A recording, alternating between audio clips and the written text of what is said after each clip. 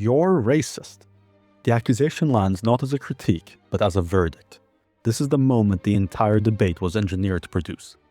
You were simply sharing your thoughts on border policy, crime statistics, etc. And you were careful with your words. You censored yourself to keep any suspicion of racism out of your arguments. But it wasn't enough. The leftist just played his trump card, and now it's your turn to answer. You might be wondering, how did this happen? You crafted your argument with the precision of a surgeon. You threw in disclaimers and clarifications like you were doing a cleansing ritual before entering the Holy of Holies. You made sure to cite only cold hard data in the most generous way possible. Clarified you were talking about averages, not individuals. And yet here we are, with you being accused of being racist, or misogynist, or some other thing that ends in ist. There are several moves you can make here. Option 1. No, I'm not. You try to defend yourself. You appeal to colorblindness, to meritocracy, to your good intentions, to your best friend Tyrone. But it's a trap. You're playing by their rules on their board. They simply redefine racist to include your colorblindness. They'll demand you be anti-racist.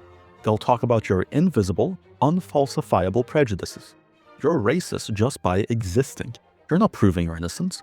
You're begging a priest of their religion for absolution. And you won't get it. Option 2. No, you're the real racist.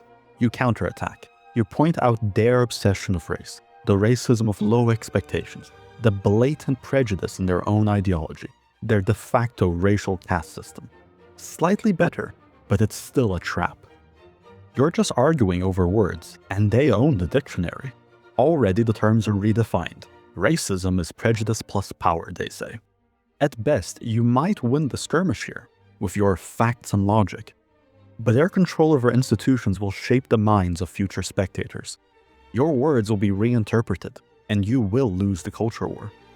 Here's the issue. By defending or countering the racism allegation, you're giving that label legitimacy.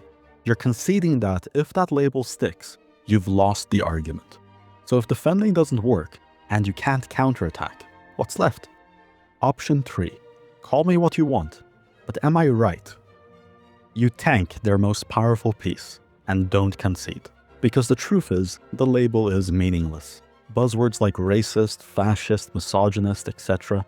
They've been so overused, they don't mean anything anymore. You're basically saying, yeah, I'm a racist, aren't you? Yeah, I'm fine with that.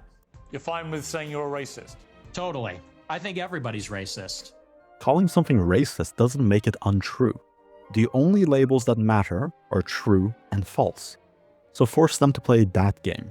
Sure, you can call me racist, but are the crime statistics wrong? How is mass immigration working out for you?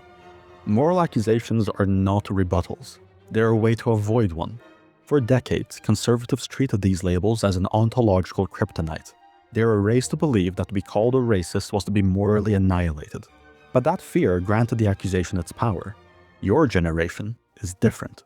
You've been called a racist for wanting a secure border, a fascist for loving your country, a bigot for believing in biology. You've been immunized by overexposure. The label is fatigued. From now on, let your only response be, but am I wrong?